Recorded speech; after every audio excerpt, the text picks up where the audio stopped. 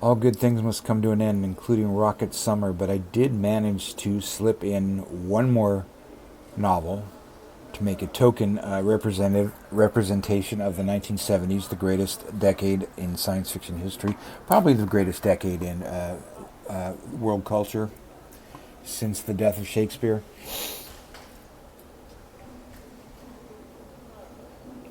I read Bob Shaw's novel A Wreath of Stars, and Bob Shaw is a writer who I want to read a lot more of. I read one of his other books recently this year called The Palace of Eternity, which was also very good,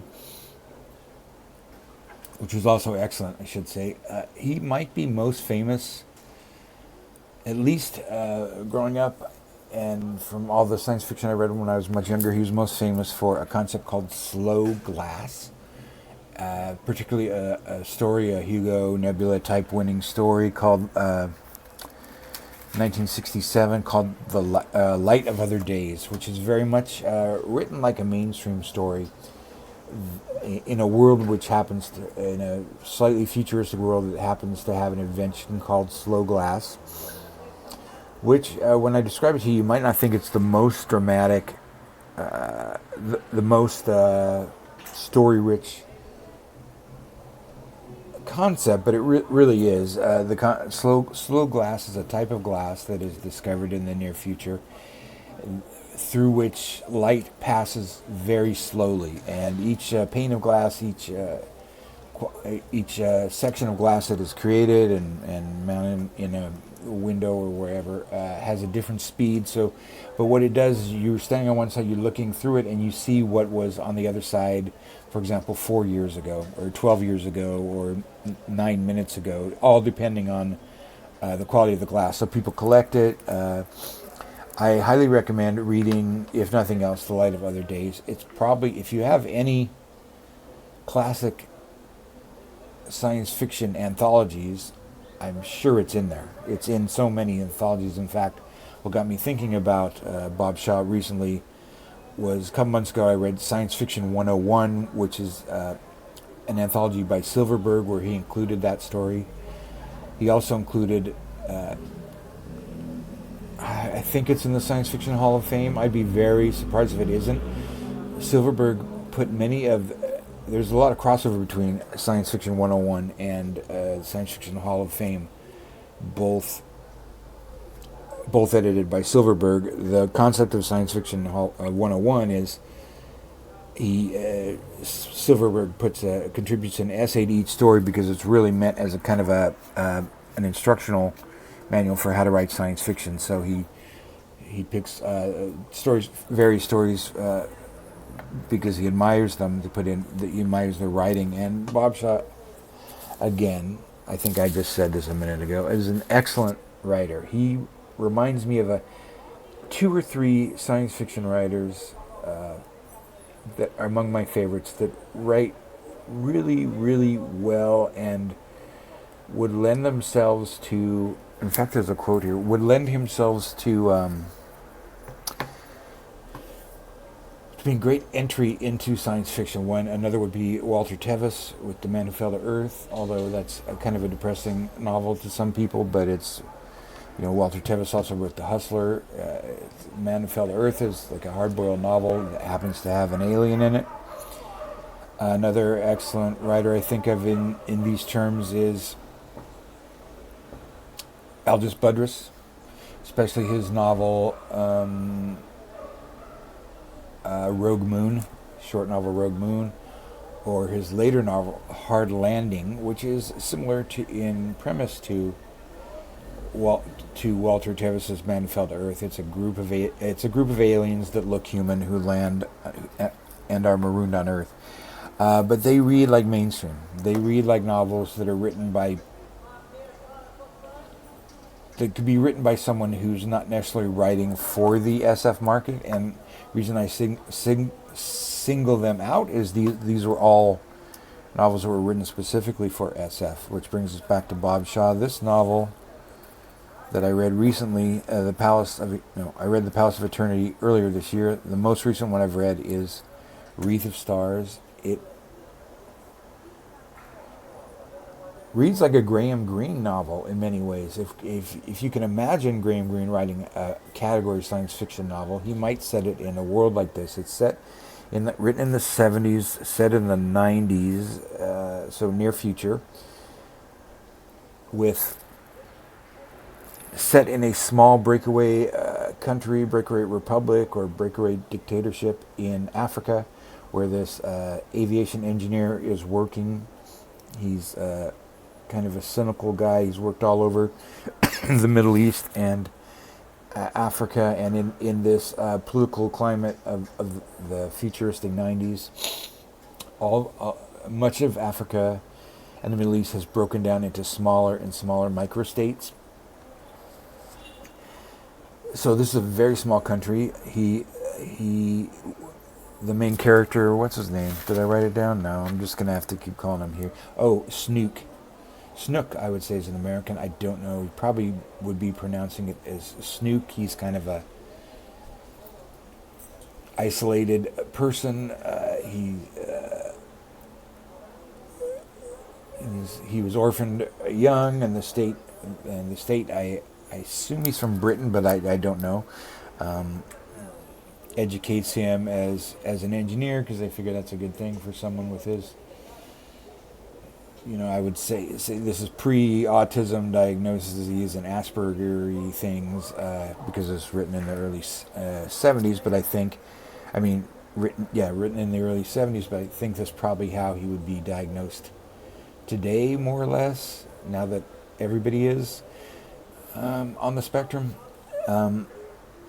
so he's in that sense he's kind of a typical science fiction hero of this era.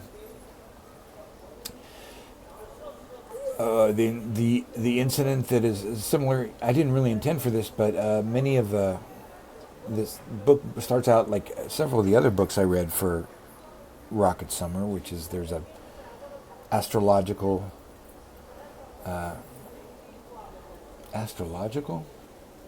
There's an oh boy, I don't know what to say. There's a space body. There's a space phenomenon that enters the Earth's near orbit, passes through its mysterious anti-neutrino body called Thornton's planet, which people initially are panicky about this going to collide with the Earth. Seems to go into Earth orbit, and people kind of forget about it. It's discovered by this guy Thornton, who discovers it is a amateur astronomer. I keep wanting to say astrologer. I'm losing my mind. I need to get out in the sun more, or maybe less. Who discovers it looking through his home astronomy equipment, and by circumstance he happens to put a filter on, which is a certain kind of light, low light filter, and he sees this phenomenon. He sees this body, and if he had not put that light filter on it, he would have not have been able to see it. Anyway, it's like I said, it starts kind of a concern across the globe, but it doesn't end up crashing into the Earth, as far as I know. Cut back to this engineer in this fictional African country,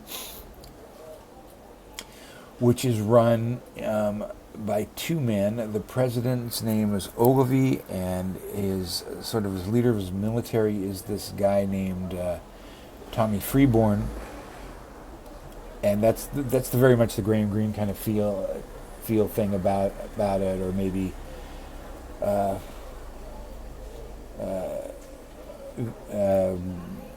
Bend in the River by Napalm. I'll put that in the comments. That kind of thing, that kind of a post-colonial small dictatorship. Anyway, Colonel Freeborn and President Ogilvy are at odds. Ogilvy wants to to put their country, I think it's called Burundi or something like that, fictional country, so it doesn't really matter. Wants them to join the United Nations. He's wants to enter the Community of Nations. The colonel who runs the military has other plans. He really only cares about building up enough defense to stave off being a war with a neighboring country.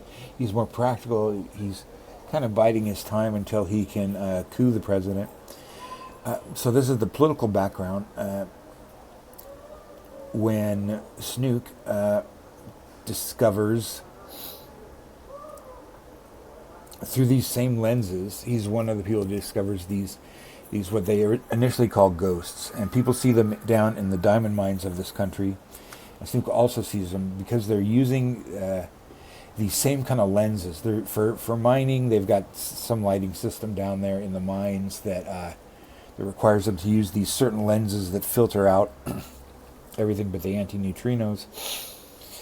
So they start seeing what they initially think are ghosts, not of humans, but of some creature, some alien type creature. And eventually they discover that because of this Thornton's planet, its presence in our solar system, that didn't really mean to get this far into the plot, but the presence there is revealing this sort of out of phase dimension, you might say, of this other world that exists parallel to ours, in which these other creatures live, and they appear as you can see them with these glasses as and they kind of appear and disappear during the day because their world is not quite in sync with Earth, so they appear to rise and lower and sink back into the mines and sink back into the Earth. So the novel then concerns itself with Snook and other people's attempts to communicate with them, which they are able to do, and the global, the local politics, of the people trying to exploit them for different reasons, and it's very well written. The characters are very well described, and yet without ever sacrificing the coolness of a mind-blowing science fiction idea and their world and ours trying to communicate back and forth and how that happens. It's a very well written novel. It's very different than and I expected something different from a book called WREATH of Stars. I thought it was kind of be like a far future space opera thing, because that's what he did with Palace of Eternity, which is a book about a planet, a multi-planetary future human civilization takes place on a planet that Palace of Eternity takes place on a planet. It's kind of like an arts colony. So this book would appeal to people who want to read something similar to J.G. Ballard's Vermilion Sands. And this arts colony is, very free, very liberty and personal freedom, organized society, and gradually, or not all that gradually, actually, the military presence of the overall, the greater federation, or whatever you want to call it, they're part of the military, is building up on that planet. And it's about a character who has to choose if he's going to work for the military or and just it's about the culture of the planet changing. I won't go much more into it than that because I've gone too much into the plot spoilers too. Definitely look up Light of Other Days. It was also later published in a fix-up novel called, I think it was called Other Light, Other Days. It's interesting. I was reading here about Bob Shaw, born in Ireland, like I said, born in Belfast, Northern Ireland. He started out as a pretty well-known fan writer, writing fanzines, and won awards for his fan writing. Eventually moved into fiction. Although his books do not read like a person who's like steeped only in science fiction. He must have been very well read. Anyway, he had some. I kind of like to look for his collections of fan writing. His nickname became Bosch in the fan world. What else I want to say about him? Okay, so he wrote. He died pretty young at 65. Well, I consider that young. I certainly don't want to die in 4 months, 6 months. But much of his work is available online. Almost all of it's available online. I got some pictures here because he's well represented in the. What in the world? Where are my pictures?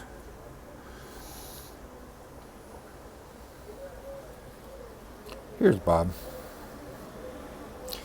He's well represented in the kind of reissues. Here's an early copy of Light of Other Days. You can see the concept of slow glass. There's the window open. This is what it looks like. This is what it looks like through the glass. Again, it doesn't seem like it's that big deal of a concept because, look, we can see pictures of the past. We have video, and so do these people in here. But it really is. I can't really describe it that well. It's just the quality of his writing, the characters he comes up with, and that's why I would compare him favorably to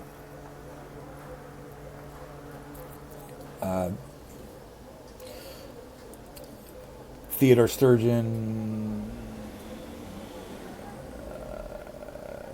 Tevis I mentioned.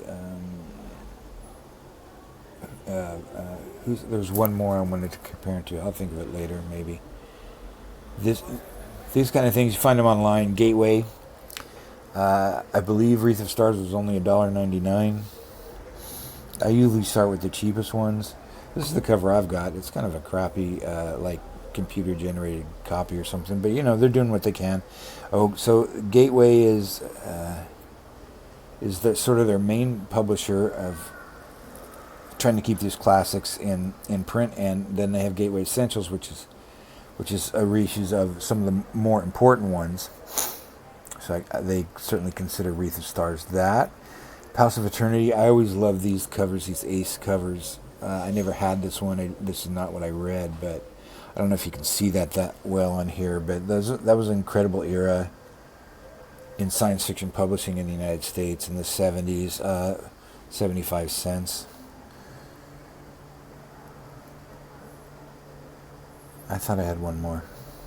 That's it for Rocket Summer. I really like Bob Shaw. I think he should be more well known. I see people. Had to hit the cough button. I see people comparing A Wreath of Stars to Philip K. Dick. So maybe this is a writer. If you like that kind of concept, but you want a better writer. A better stylist, a better delineator of character. Maybe Bob Shaw's one way to go. I wanted to see. I looked over his Wikipedia. I lost the page. Okay, I'll be back. Okay, here it is. Two other things I wanted to mention about his life.